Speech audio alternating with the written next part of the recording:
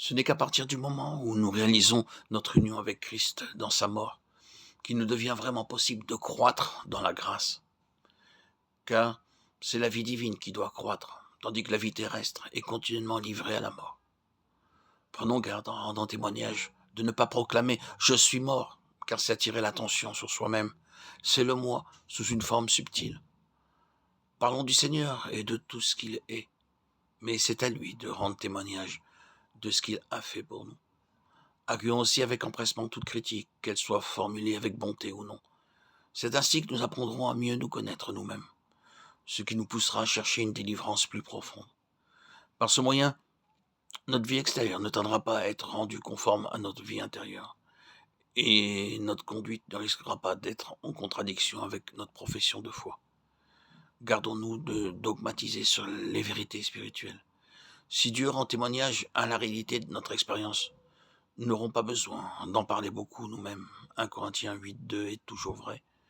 Ne recherchons jamais les expériences, mais abandonnons-nous entre les mains de Dieu afin qu'il agisse à notre égard comme il lui plaira, nous conduisant dans le chemin qu'il jugera bon pour nous.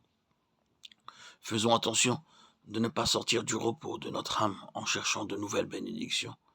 Dieu ne peut pas agir pendant que nous sommes anxieux et inquiets, même s'il s'agit de notre vie spirituelle. Prenons Dieu au mot, comptons sur sa parole et laissons-lui le soin de l'accomplir.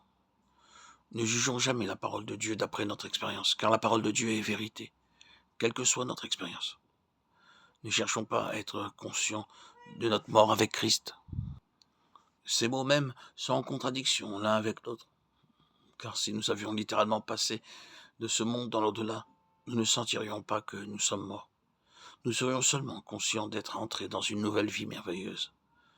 Et notre expérience de la mort serait négative, les liens du passé ne pouvant plus en aucune façon nous retenir captifs.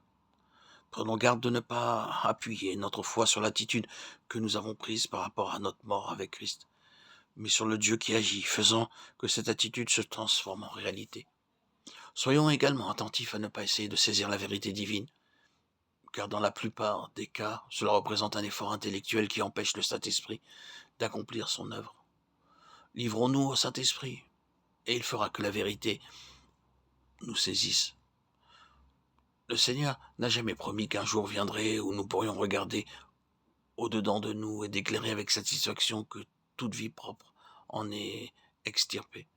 Si nous croyons vraiment la parole de Dieu quand elle proclame que nous sommes morts avec Christ, et si nous comptons sur Christ vivant en nous pour manifester sa vie par nous, les autres verront qu'il en est ainsi, tandis que nous serons occupés de Christ. Quand le Saint-Esprit a appliqué la mort de Christ à notre âme et l'a amené ainsi dans une vie de libération réelle, cette expérience doit être maintenue continuellement en demeurant en lui. Nul effort n'est nécessaire pour demeurer, si nous nous en remettons au Saint-Esprit, qui nous gardera en lui, sans que nous en soyons même conscients.